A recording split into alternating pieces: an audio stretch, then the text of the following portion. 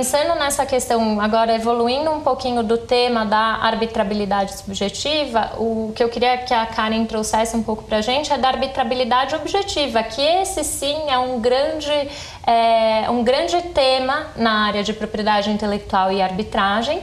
O nosso país, a diferença de outros que fizeram opção legislativa de elencar quais seriam as matérias ou não arbitráveis, não fez essa opção, né? E como a gente trata, haveria algum obstáculo, haveria algum cuidado a pensar quando levar um litígio para a API, haveria alguma restrição, Karen? Não sei o que você quiser trazer aí para a gente. Vamos lá, vamos começar. Bom, eu acho que primeiro a gente tem que lembrar do artigo 1º da lei, né, que trata justamente de direitos patrimoniais disponíveis. Então, na seara dos direitos de propriedade intelectual, estamos falando de questões que o sujeito de direito pode dispor, né? Então, vamos lembrar um pouquinho da estrutura mesmo da propriedade intelectual, né? Quando a gente fala de propriedade industrial, a gente tem... em alguns tipos de propriedade intelectual, a gente tem que o registro em um órgão estatal, ele atribui o seu direito. Nós dizemos que o registro é atributivo. Né? Então, por exemplo, um direito de cultivar, ele só existe a partir do momento que o Serviço Nacional de Proteção de Cultivares me dá o registro dessa cultivar. É um certificado de proteção, válido por X anos, né? E lá dentro desse certificado está descrito o escopo. A mesma coisa para uma patente, a mesma coisa para uma marca. Então, a gente tem um ato de soberania do ente estatal a respeito da validade e da existência daquele registro mesmo. Outros tipos de propriedade intelectual não tem registro atributivo do direito, mas meramente declaratório. Por exemplo, os direitos autorais.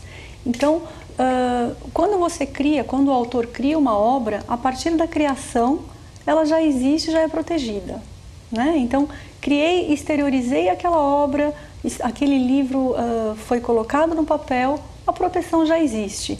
Posso registrar? Posso. Vai servir como uma prova de autoria naquela data, especificamente para me proteger no futuro em relação àquilo.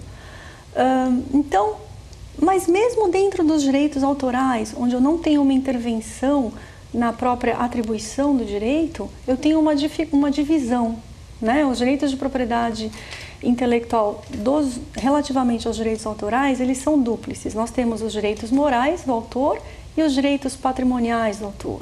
Os direitos morais são aqueles direitos relativos à paternidade da obra, o direito de se opor a alterações posteriores daquela obra, o direito de controlar a circulação daquela obra em território nacional. E esses direitos morais, eles são irrenunciáveis. E então, em princípio, poderíamos falar que estamos aí numa seara da qual o seu próprio titular não pode dispor, né?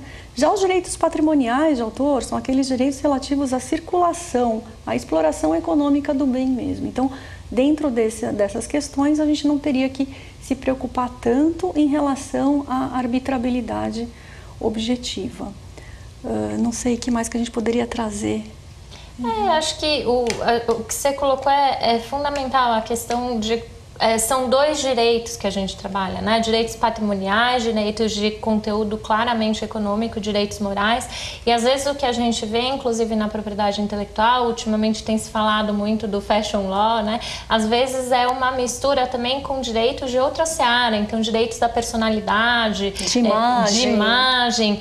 E aí a gente tem que estar muito atento se haveria sim um obstáculo de levar aquilo à arbitragem para depois não prejudicar toda uma sentença arbitral em que depois viessem trazer alguma discussão, porque isso a gente sabe que está fora do espectro da arbitragem.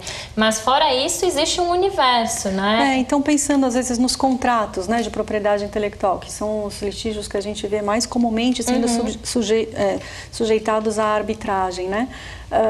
Ótimo, estamos discutindo violação de contrato, cláusula contratual, mas é muito comum nesses litígios e nesses conflitos de propriedade intelectual que a parte se defenda dizendo que aquele direito, na verdade, ele é nulo, ele não deveria ter sido concedido, ele é inválido, né? Então, como refletir essa realidade de um conflito de propriedade intelectual dentro da arbitragem?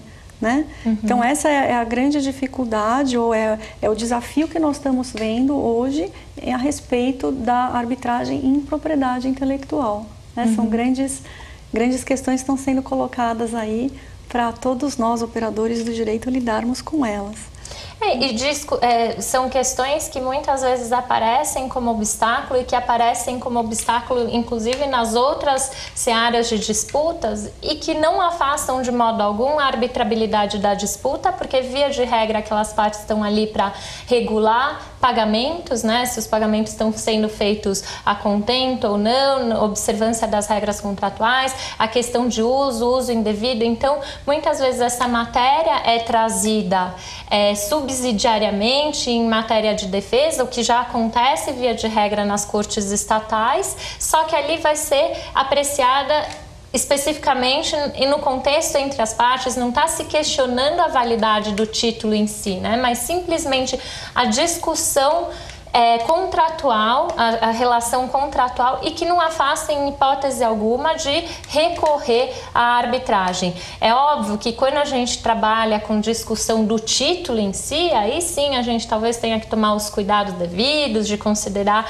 qual que é o papel do INPI nesse cenário, né, Karen? Mas de modo algum, essas discussões que já são trazidas em outras áreas até para afastar qualquer validade, né, sejam trazidas também na arbitragem, e isso de modo algum evita que se use a arbitragem como um mecanismo interessante para a resolução dessas disputas. Certamente, lembrando que os árbitros que estão ali, como a gente falou, eles são especialistas e às vezes ele tem um conhecimento específico dos vários direitos, né? Então, por que não ele reconhecer as leis cogentes, né, de cada um dos países envolvidos na disputa na hora de dar a sua sentença arbitral, para dar uma sentença arbitral que seja exequível nas várias jurisdições envolvidas.